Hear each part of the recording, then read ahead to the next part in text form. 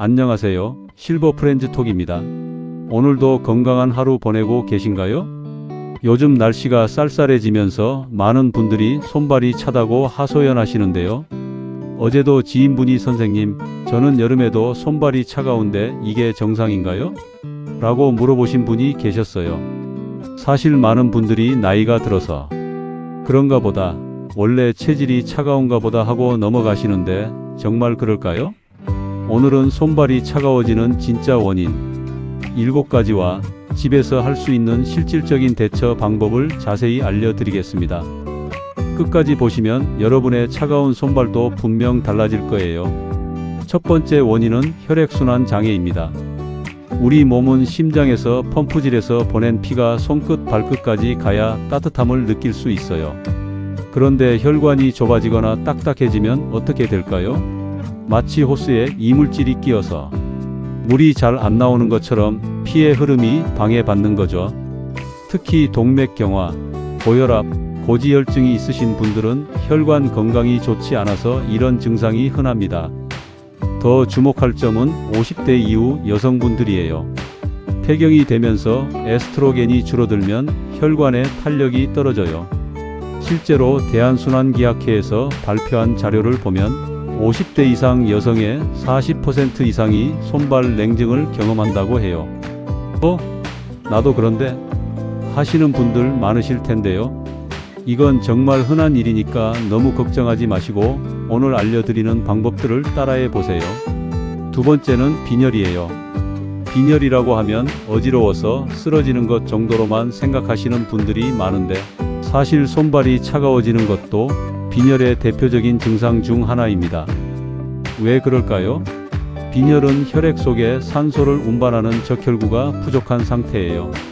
그러면 손발 같은 말초 부위까지 산소와 영양분이 충분히 가지 못하죠.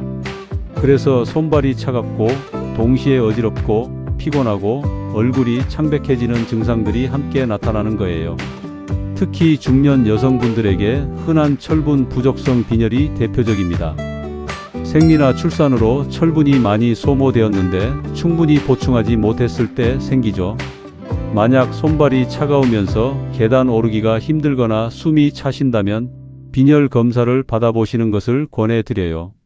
세 번째는 갑상선 기능 저하증입니다. 갑상선은 목 앞쪽에 있는 나비 모양의 작은 기관인데요.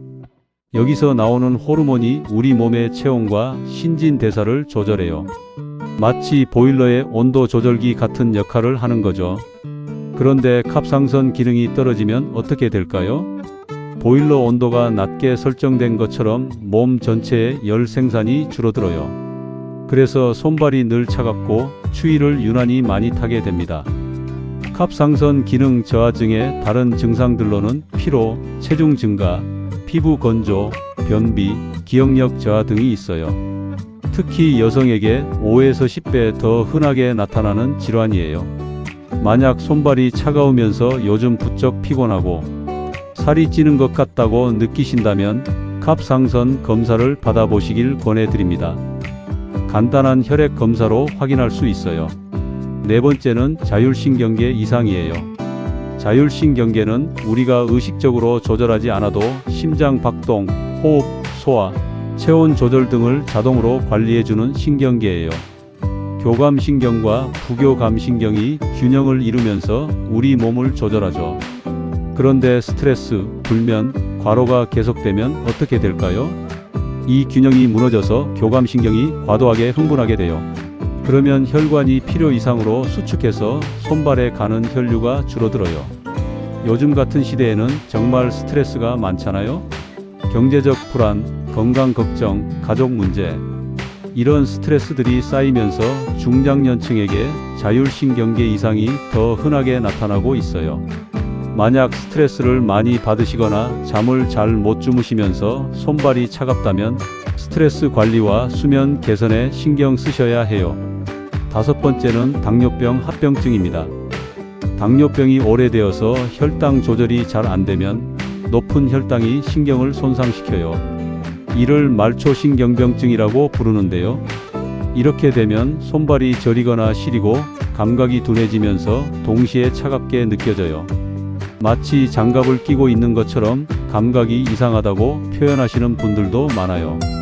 대한당뇨병학회 자료에 따르면 65세 이상 당뇨 환자의 절반 이상이 이런 신경병증을 경험한다고 해요. 생각보다 정말 흔한 합병증이에요. 특히 주의하실 점은 신경병증이 있으면 상처가 나도 잘 모를 수 있어서 감염이나 궤양으로 이어질 수 있다는 거예요. 당뇨가 있으시면서 손발이 차갑고 감각 이상이 있다면 반드시 병원에서 검사 받으세요. 6번째는 갱년기 호르몬 변화예요. 여성분들은 폐경 전후로 호르몬이 급격하게 변하면서 체온 조절 기능이 불안정해져요. 어떤 날은 얼굴이 확 달아오르는 안면홍조가 있고 또 어떤 날은 손발이 심하게 시려워요. 이를 갱년기 혈관 운동 증상이라고 부르는데요. 마치 보일러가 고장나서 온도 조절이 제대로 안 되는 것과 비슷해요. 다행히 이런 증상들은 생활 습관 개선이나 필요하다면 호르몬 치료로 많이 완화할 수 있어요. 혼자 참지 마시고 산부인과나 가정의학과에서 상담받아 보시길 권해드려요. 마지막 7번째는 체질과 생활 습관이에요. 저는 원래 체질이 차가워서요 라고 말씀하시는 분들 많으시죠? 물론 타고난 체질도 있어요. 하지만 대부분은 생활 습관과 관련이 있어요. 예를 들어 운동을 안 하시면 근육량이 줄어들어요.